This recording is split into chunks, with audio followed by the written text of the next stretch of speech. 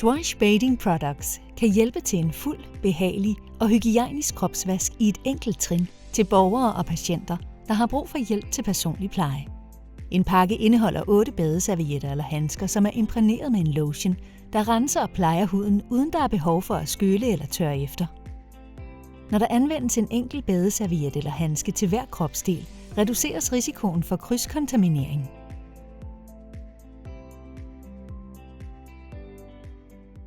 Lad os se, hvordan Swash bruges. Fortæl borgeren eller patienten, hvad der skal ske, og tag et par engangshandsker på. Følg altid jeres lokale vejledninger for kropspleje på din arbejdsplads. Start med at opvarme servietterne eller handskerne i henhold til instruktionerne på pakken. De kan også bruges ved stuetemperatur. Sørg for, at borgeren eller patienten ligger godt, og lad ham tage sit overtøj af. Hjælp ham, hvis han har brug for det.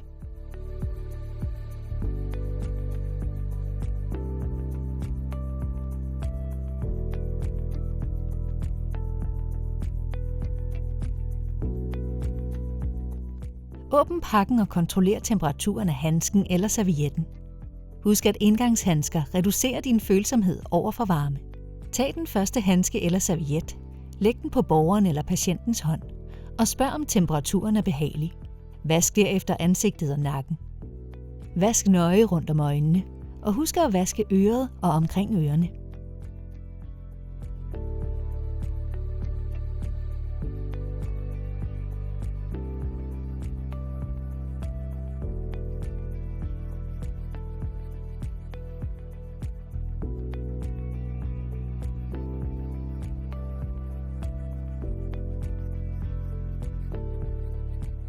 Tag den anden handske eller serviet og vask borgerens eller patientens arm og armhule, der er tættest på dig.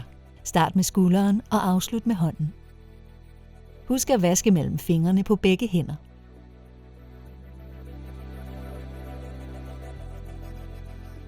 Vend handsken eller servietten og vask indersiden af armen og slut med armhulen.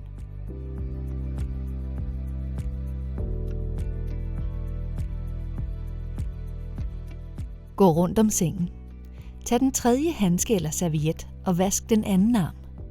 På grund af fugtgivende ingredienser i lotionen er der ingen grund til at påføre yderligere fugtighedscreme på borgeren eller patientens hud. Hvis det er relevant, skal du fjerne borgerens eller patientens ble.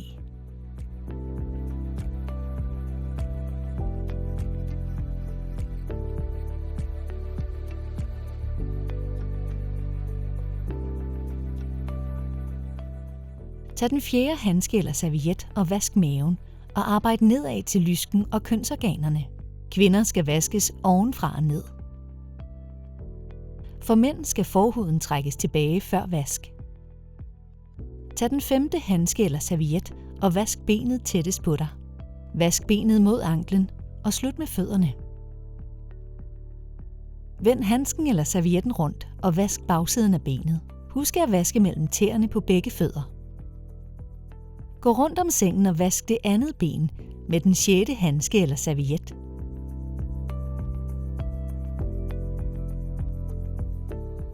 Hjælp borgeren eller patienten med at vende sig om på siden.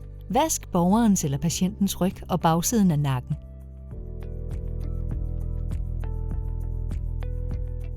Vask bagdelen og halebenet. Hvis der kræves yderligere pleje, brug de korrekte inkontinensprodukter.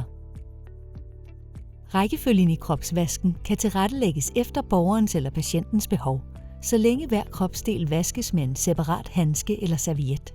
Det er ikke nødvendigt at tørre efter. Huden tørrer sig selv, da lotionen vil fordampe.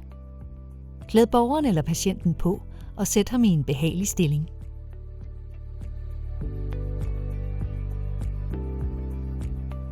Swash er sikkert at bruge på alle typer hud. Før brug, tjek at borgeren eller patienten ikke er følsom eller allergisk over for flere af ingredienserne. Brug ikke Swash på ikke-intakt hud eller åbne sår. Hvis det er nødvendigt at tørre hudfolder, gøres dette ved at dubbe med papir eller håndklæde.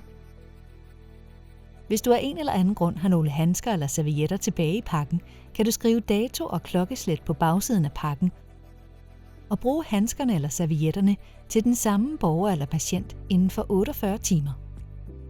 Kasser den tomme pakke med swash og handskerne eller servietterne.